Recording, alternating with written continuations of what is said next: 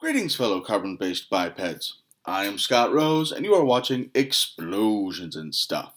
Today, I'll be reviewing the 2013 film Dead in Tombstone, starring Danny Trejo, Mickey Rourke, and Anthony Michael Hall. An overview of the movie? After being betrayed and murdered by his men, a frontier outlaw makes a deal with the devil himself. He has 24 hours to kill the 6 members of his former gang and deliver their souls to the devil. If he can do this, he will get his own soul set free.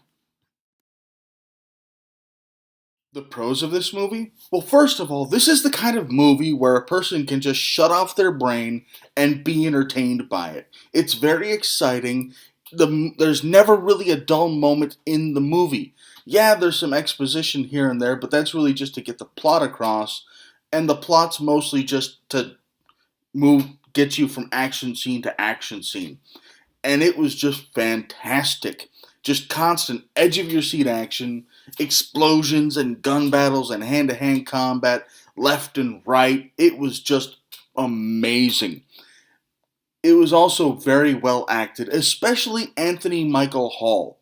There were moments where I didn't even recognize him. First time I watched the movie, I didn't know it was him. I didn't recognize him at all. It wasn't until I watched the movie for the sake of reviewing it that I realized who he was and what he's done in the past. I think he's best known for his role as Brian in The Breakfast Club, which is a complete departure from this. They're two completely different movies. Yeah, they were made decades apart, but they were still very different, and he's a very good and underrated actor.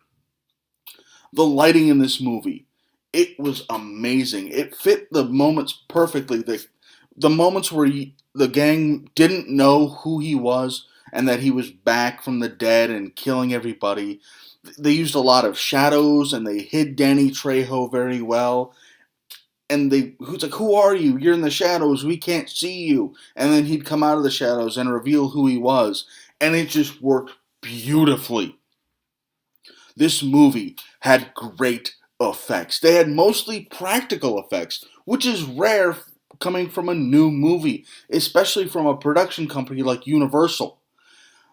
But the practical effects with the explosions were great. They used real blood squibs, which looked fantastic. They had a couple digital effects here and there, which were mostly just, the appearance of Mickey Rourke in his role as the devil. But really, they were so rarely used that they just looked fantastic and they stood up the test of time. 2 years later, it still looks realistic. Whereas I saw a movie that came out last year, I saw it the other day on Netflix, and it was like, that's clearly fake.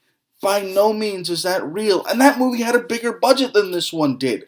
I loved the effects in this one. They were very well done. The cons of this movie? Well, first of all, the characters in this movie were very one-dimensional. Danny Trejo is the main protagonist. He was out for revenge, and that was his motivation for the whole thing. The main antagonist, played by Anthony Michael Hall, was motivated by greed, and he was just greedy, and that was his only character trait, was greed. And I get that this was a movie that's just made for you to, shut off your brain and watch it for entertainment purposes. This is a popcorn movie. And in those types of movies, the characters do tend to be one-dimensional. I get it. That doesn't mean that one-dimensional characters are a good thing, though.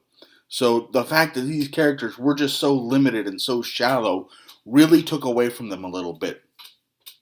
This movie also had a little bit of shaky cam. It wasn't overdone, it wasn't drastic, but there were times when they used it at poor moments. Like here, we're having a calm conversation while we bury Danny Trejo's body. Let's have some shaky cam to show just intensity during this calm conversation. Because, calm conversations are just so intense, and they're just so, you just want to focus on it so much, and it's just so intense. Yeah, no, shit doesn't work like that. Also, this movie had a lot of quick cuts. I get it. They were trying to hide the fact that really Danny Trejo isn't really that young. He's not a young buck or an action hero. So they needed to hide that they were using a stunt double in place of him. I get it, but that doesn't mean quick cuts aren't distracting and annoying. It's hard to focus on a movie or on a moment in a movie when that moment is only on the screen for a couple seconds and you hardly have time to focus on it or notice it in the first place. They really overused the quick cuts in this. One thing that it didn't really bother me, but I totally understand why other people are going to complain about it. If you look at the basic plot, it's a guy gets killed and he dies and he comes back from the dead to get revenge on the people who killed him. A lot of people are going to say that this is just The Crow taking place in the Wild West. They're going to complain that it's a ripoff of The Crow. While I don't mind that, I totally get where people would be coming from when they said that, and it's a completely justified statement. The best action scene in this movie? It would have to be the fight scene with Danny Trejo as the protagonist. And he's fighting a bunch of the guys in this slaughterhouse in this western town. You know, people are shooting guns and they're hitting pig carcasses, and it's just hand to hand combat, gunfights, explosions. It's just great. It's a diverse fight scene. And that's really the first reveal of, hey, look, this is Danny Trejo coming back from the dead to kill you. It was fantastic. I loved it. It's a great action scene. My overall thoughts on the movie? Like I said in the pros, this is the kind of movie where you can just shut your brain off and be entertained.